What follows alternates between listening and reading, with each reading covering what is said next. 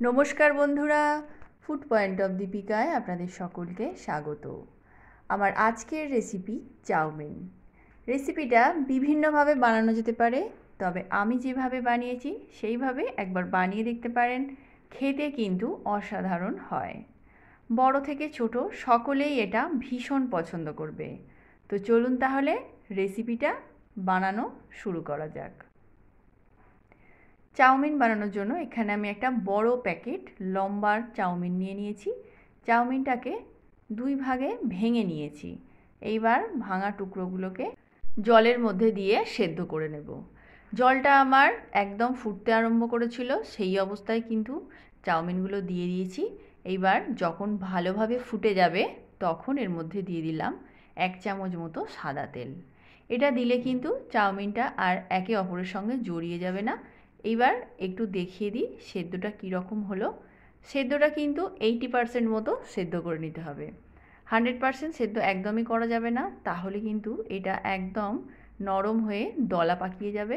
এইবার এটাকে ছাঁকনি দিয়ে ছেঁকে ছেঁকে আমি একটা ঝুড়ির মধ্যে রেখে দেব।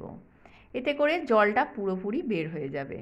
অপরদিকে গ্যাসের ওপর কড়াই বসিয়ে আমি দিয়ে দিয়েছি 3 টেবিল চামচ মতো সাদা তেল। চাউমিনটা আমি সাদা তেলেই বানাবো। এইবার দিয়ে দিচ্ছি 2টো মিডিয়াম সাইজের কেটে রাখা আলু। এইবার দিয়ে দিচ্ছি স্বাদ অনুযায়ী লবণ। লবণটা দিয়ে একটু ভালো করে মিশিয়ে নেব। এই সময় কিন্তু গ্যাসের ফ্লেমটাকে হাইয়েতে রেখেছি। এই সম্পূর্ণ কাজটা কিন্তু হাই টু মিডিয়ামে রেখেই করে নিতে হবে। দিয়ে দিচ্ছি কিছুটা পরিমাণ কেটে রাখা গাজর। এই পরিমাণটা চাউমিনের পরিমাণ অনুযায়ী নিয়ে নিতে হবে। তবে অনেক সবজি দেওয়া হয়ে গেলে কিন্তু একটু বেশি হয়ে যাবে, একটু বুঝে দিতে হবে সবজির পরিমাণটা। এইবার এটাকে ঢেকে দিলাম 3 থেকে 4 মিনিটের জন্য। অপরদিকে আর একটা ফ্রাই প্যান বসিয়ে তার মধ্যে দিয়ে দিচ্ছি 2 চামচ মতো সাদা তেল। তেলটাকে ভালো করে স্প্রেড করে নিয়ে এর মধ্যে দিয়ে দিচ্ছি 3টে ডিম। ডিমটা দেয়া হয়ে গেলে দিয়ে দেবো স্বাদ অনুযায়ী লবণ। লবণটা দিয়ে ভালো করে নাড়াচাড়া করে মিশিয়ে এটাকে ঝুরি করে ভেজে নেব। সকাল কিংবা সন্ধ্যার টিফিনে বা রাতের ডিনার হিসাবে রেসিপিটা একবার ট্রাই করে দেখতে পারেন। ডিমটা ভাজা হয়ে গেলে গ্যাসের ফ্লেমটা বন্ধ করে এইভাবেই রেখে দিচ্ছি। অপরদিকে আমার আলু গাজরটা কিন্তু ভাজা হয়ে গেছে। সম্পূর্ণ কাজটা কিন্তু আমি হাই টু মিডিয়ামে রেখে করে নিয়েছি। একদম লো ফ্লেমে করলে কিন্তু আলুটা তলায় লেগে যেতে পারত। এইবার দিয়ে দিলাম একটা বড় সাইজের কুচি করে রাখা পেঁয়াজ। পেঁয়াজটাকে হাত দিয়ে একটু ভেঙে দিলাম। দিয়ে দিলাম একটা ছোট ক্যাপসিকামের অর্ধেকটা, আর দিয়ে দিচ্ছি 2 থেকে 3টে কুচি করে রাখা কাঁচা লঙ্কা। ঝালের পরিমাণটা আপনারা আপনাদের পছন্দ মতো দিয়ে নেবেন। পেঁয়াজটা দেওয়ার পর 2 থেকে 2.5 মিনিট এইভাবে নাড়াচাড়া করে নেব। এরপর দিয়ে দেব সেদ্ধ করে রাখা চাউমিন। চাউমিনটা অনেকটা পরিমাণে, তাই আমি এটাকে 2টো ভাগে ভাগ করে কড়ার মধ্যে দিয়ে মিশিয়ে নেব।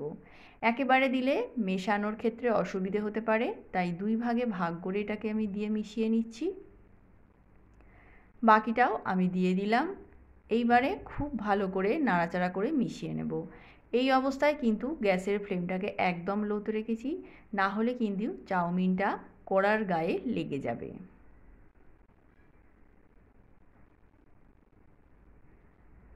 যে সমস্ত জড়ানো অংশগুলো আছে সেগুলোও কিন্তু এইভাবে নাড়াচাড়া করতে করতে কিন্তু একদমই ছেড়ে যাবে।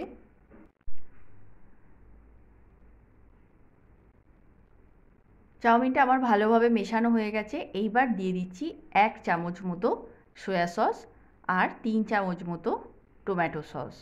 এইবার সসটা দেওয়ার পর খুব ভালো করে নাড়াচাড়া করে মিশিয়ে নেব।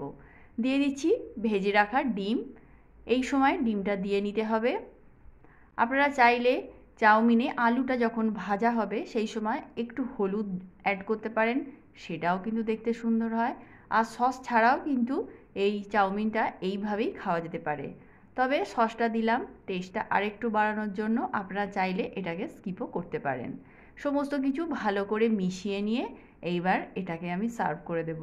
তো দেখতে পেলেন কত সহজে এবং কত কম সময়ে রেসিপিটা তৈরি হয়ে গেল। তো বন্ধুরা, রেসিপিটা ভালো লাগলে একটা লাইক, শেয়ার ও কমেন্ট করে দেবেন। আর আমার চ্যানেলে নতুন বন্ধু হয়ে থাকলে চ্যানেলটা সাবস্ক্রাইব করার অনুরোধ রইল। তো আজকের মতো এ পর্যন্তই, আবার দেখা হবে অন্য কোনো রেসিপি নিয়ে। ততক্ষণের জন্য নমস্কার।